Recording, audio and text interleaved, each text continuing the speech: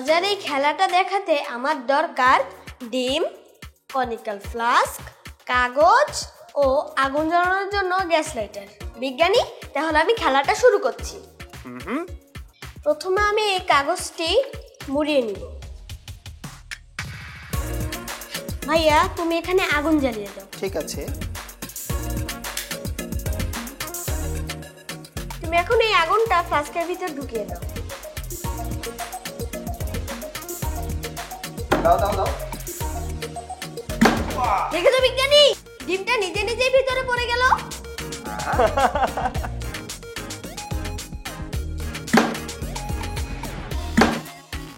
দারুণ দারুণ, খুব সুন্দর লেগেছে বন্ধু মুন, তোমার খেলা অসাধারণ হয়েছে।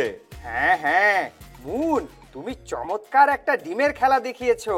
কিভাবে ডিমটা ফ্লাস্কের মধ্যে চলে গেল এর আসল কারণটা আমি বলতে চাই। বলবো? বলো তো বিজ্ঞানী। তুমি খোসা ছাড়ানো সিদ্ধ ডিম নিয়েছো।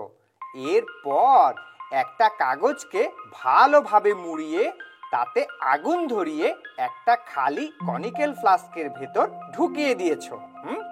আগুন ধরানো কাগজ ফ্লাস্কের ভেতর দেওয়ার সাথে সাথেই তুমি খোসা ছাড়ানো সিদ্ধ ডিমটা ফ্লাস্কের মুখে রেখে দিতেই ফ্লাস্কের ভেতরের আগুন নিভে গিয়ে ধোঁয়ার সৃষ্টি হলো এবং সাথে সাথেই ডিমটি ফ্লাস্কের ভেতর চলে গেল।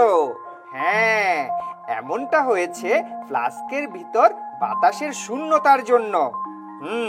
যখন ফ্লাস্কের ভেতর আগুন দিয়েছে তখন সেখানকার অক্সিজেন পুড়ে গিয়ে বাতাসের চাপ কমে গিয়েছে, কিন্তু মুখে ডিম থাকায় বাইরের বাতাস ভেতরে ঢুকতে পারছে না, আর তাই বাইরের বাতাসের চাপে ডিমটা স্রোত করে ভেতরে চলে গেছে।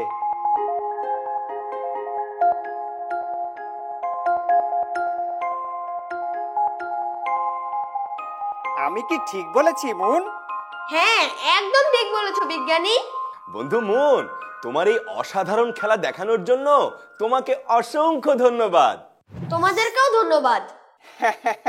মুন, তোমার সাথে আবার দেখা হবে। আরো অনেক মজার মজার বিজ্ঞানের খেলা দেখবো, গল্প করব। ভালো থেকো মুন, বিদায়। তোমরাও ভালো থেকো, বিদায়।